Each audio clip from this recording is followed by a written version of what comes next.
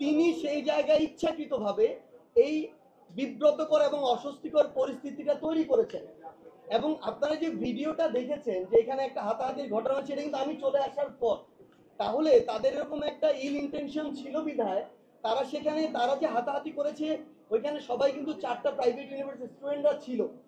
এবং ওই ছাত্র দলের সেন্ট্রাল পোস্টেড ব্যক্তি শাকিল, তার সাথে যারা ছিল তারা কিন্তু প্রাইভেট ইউনিভার্সিটি স্টুডেন্টরা ছিল না, বেশিরভাগই স্থানীয় কিছু মানে যারা ওই যে সন্ত্রাসী এবং দুষ্কৃতিকারী ছেলেপেলে ছিল। সো এই দায় আমি কখনো আমার জায়গা থেকে পুরো ছাত্র দলকে দেই না এবং দিব না। কিন্তু তিনি যেহেতু ছাত্র দলের পোস্টেড এবং তিনি এই ছাত্রদল নামক যে বাংলাদেশের যে প্রতিষ্ঠানটি রয়েছে, সংগঠনটি রয়েছে, এটিকে প্রশ্নবিদ্ধ করেছেন তার কাজের মধ্য দিয়ে। তো ছাত্র দলের অবশ্যই তার বিরুদ্ধে এই সাংগঠনিক ব্যবস্থাটি নেওয়া উচিত। অন্যথায় তাদের দলের যে নেতাকর্মী যারা রয়েছে, যারা কেন্দ্রীয় পোস্টেড, তাদের উপরে যে তাদের ওই নিয়ন্ত্রণটি নেই এবং তারা একটি তাদের ভিতরের যে শৃঙ্খলার যে পরিস্থিতি, এই বিষয়টি হতে তাদের যে কন্ট্রোলটি নেই, এটি কিন্তু প্রকাশ পাবে। সেই জায়গায় আমার জায়গা থেকে এটি স্পষ্ট অবস্থান থাকবে, এই দায় কখনো পুরো বাংলাদেশ ছাত্র দলের উপর নয়, বরং ব্যক্তি শাকিল যিনি ছাত্র দলের পোস্টেড তার উপর। তো এই ক্ষেত্রে অবশ্যই যেহেতু তিনি কেন্দ্রীয় পোস্টেড, তার বিরুদ্ধে ছাত্র দলের অবশ্যই একদম সবকিছু তদন্ত করে সুষ্ঠু যেন বায়াসটা হয়, তার বিরুদ্ধে এই সাংগঠনিক ব্যবস্থাটি নেওয়া উচিত। বিষয় হচ্ছে মানে যখন আমার হাজারের উপর মানুষকে এভাবে হত্যা করা হয়েছে, এখনো আমাদের মায়েরা বাবারা তাদের সন্তানের লাশ কোথায় দাফন করা হয়েছে, কোথায় আছে, এটা খুঁজে বেড়াচ্ছে। এবং সেই সময় পরিপ্রেক্ষিতটা এমন ছিল যে আমরা রায়ের বাজারের সেই কবরস্থানে গিয়েছি যেখানে শতাধিক লাশ বেওয়ারিশভাবে দাফন করা হয়েছে, অথচ তাদের প্রত্যেকেরই ওয়ারিশ রয়েছে।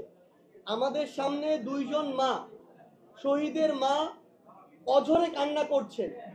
আমরা আমাদের জায়গা থেকে ব্যক্তিগতভাবে আমাদের যদি ওইটুকু মানে অনুভূতি, সহমর্মিতা থাকে, তাহলে যে কেউ বিবেকবান একজন মানুষ এটুকু দাবি করবে যে যেই খুনির নির্দেশে এত বড় একটি হত্যাকাণ্ড হলো 1971-এর পরে বাংলাদেশের ইতিহাসে, অন্তত ওই খুনির বিচারটা আমরা এই বাংলাদেশে দেখতে চাই।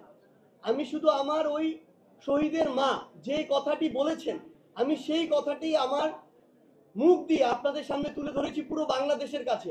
এটা শুধু ওই 2 জন শহীদের মায়ের কথা না, পুরো বাংলাদেশের এই অভ্যুত্থানে আহত সকল যোদ্ধা এবং শহীদ পরিবারের একই কথা।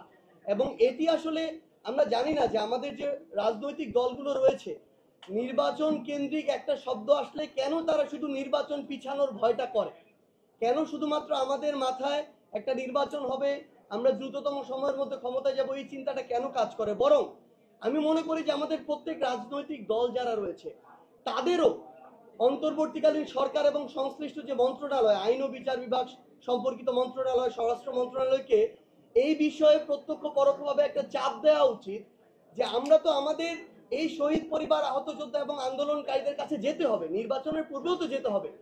তখন যেন আমরা বলতে পারি যে আমরা ঐক্যবদ্ধভাবে খুনি হাসিনার বিচার নিশ্চিত করে এসেছি, বাকিদের বিচারও নিশ্চিত হবে। এই সামগ্রিক বিষয়টি, এই চাপটি চাপটি তুলে ধরতে এবং এটার যে প্রয়োজনীয়তা এটি তুলে ধরতেই সে কথাটি বলা। এটার সাথে সরাসরি নির্বাচনকে পিছিয়ে যাওয়ার যে সম্পর্ক দেখানো হচ্ছে, এটি কখনো সেভাবে সম্পর্কিত নয়।